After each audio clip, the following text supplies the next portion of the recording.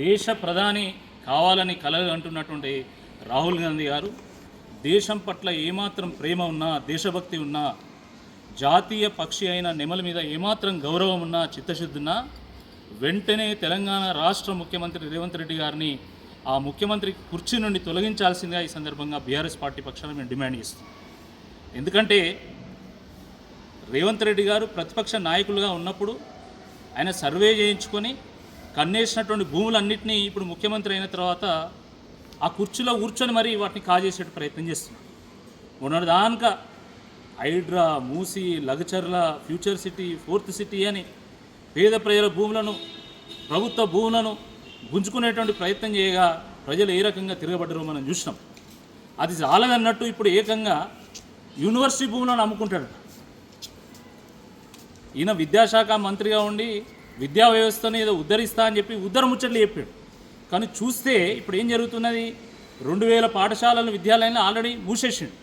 ఇప్పుడు ఏకంగా విశ్వవిద్యాలయాలను అమ్మేసాడు, కుట్ర చేస్తాడు. గతంలో రేవంత్ రెడ్డి గారు ఆయన హెచ్సియులో ఫుట్బాల్ ఆడిండు. కానీ ఇప్పుడు ఆ హెచ్సియునే ఫుట్బాల్ ఆడే విధంగా ఈయన చర్యలు ఉంటున్నాయి. హెచ్సియు భూములను కాజేసే ప్రయత్నం చేస్తున్నాడు.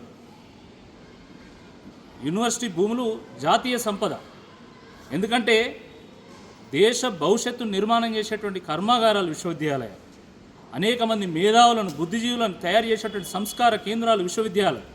అలాంటి విశ్వవిద్యాలయాల యొక్క భూములను, ఆ జాతీయ సంపదను కొల్లగొట్టాలని, వాటిని దోపిడీ చేయాలని ప్రయత్నం చేస్తుంటే స్వయంగా సాక్షాత్తు ఆ జాతీయ పక్షి అయినటువంటి నెమలి దాన్ని అడ్డుకునేటువంటి ప్రయత్నం చేస్తే రాత్రి వాటి మీద బుల్డోజర్ ఎక్కించి వాటిని తొక్కి చంపేసేటువంటి కుట్ర చేసిండు ఈ రేవంత్ రెడ్డి గారి ప్రభుత్వం, రేవంత్ రెడ్డి గారు. ఇది వాస్తవం కాదని నేను అడుగుతా ఉన్నా. నిన్న రాత్రి నుండి సోషల్ మీడియాలో వీడియోలు హల్చల్ చేస్తున్నాయి. హెచ్సియుకు మీరు బుల్డోజర్లు పంపితే నెమళ్ళు ఆర్తనాదాలు చేస్తున్నాయి. ఈ పాపం ఎవరు మూట కట్టుకుంటారని నేను అడుగుతున్నా. జీడిగింజ నీకు సిగ్గు లేదా అంటే నేను నల్లగున్నా నాకేం సిగ్గు అన్నట్టుగా ముఖ్యమంత్రి గారు వివరిస్తున్నారు.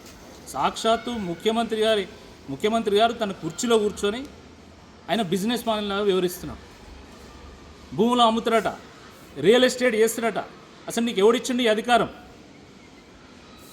ఇది చాలదన్నట్టు మళ్ళీ రోజుకో సర్క్యులర్ తీసుకొచ్చి ఓయూలో ఎవడు ఆందోళన చేయొద్దు, ఎవరు మీటింగ్ పెట్టొద్దు, ఏ సదస్సు పెట్టాలన్నా నాకు చూపెట్టాలి పోస్టరు, నేను అప్రూవల్ చేసినాక నీకు సదస్సు పెట్టుకోవాలి, సదస్సుకి ఎవరిని పిలవాలని నేనే చెప్తా, ప్రెస్ నోట్లో ఏం రాయాలని నేనే చెప్తా, నేనే ప్రెస్ నోట్ విడుదల చేస్తా.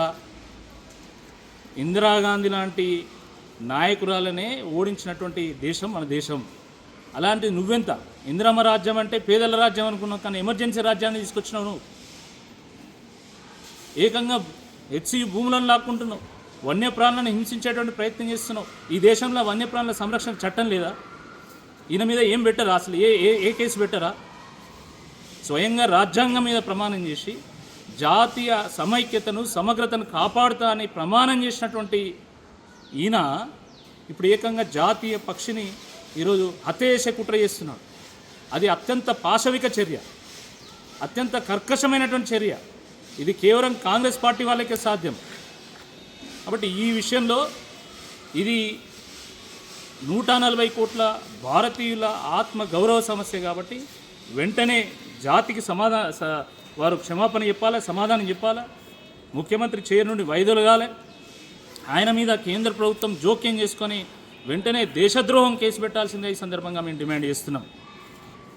వన్యప్రాణుల చట్టం ఉన్నది, అది జాతీయ పక్షి అవమానపరిస్తే, వాటిని అవమానపరిచినా, వాటిని హింసించినా అది దేశాన్ని అవమానపరిచినట్టే, దేశాన్ని హింసించినట్టే. కాబట్టి కేంద్ర ప్రభుత్వం కూడా జోక్యం చేసుకోవాల్సిందే ఈ సందర్భంగా మేము డిమాండ్ చేస్తున్నాం.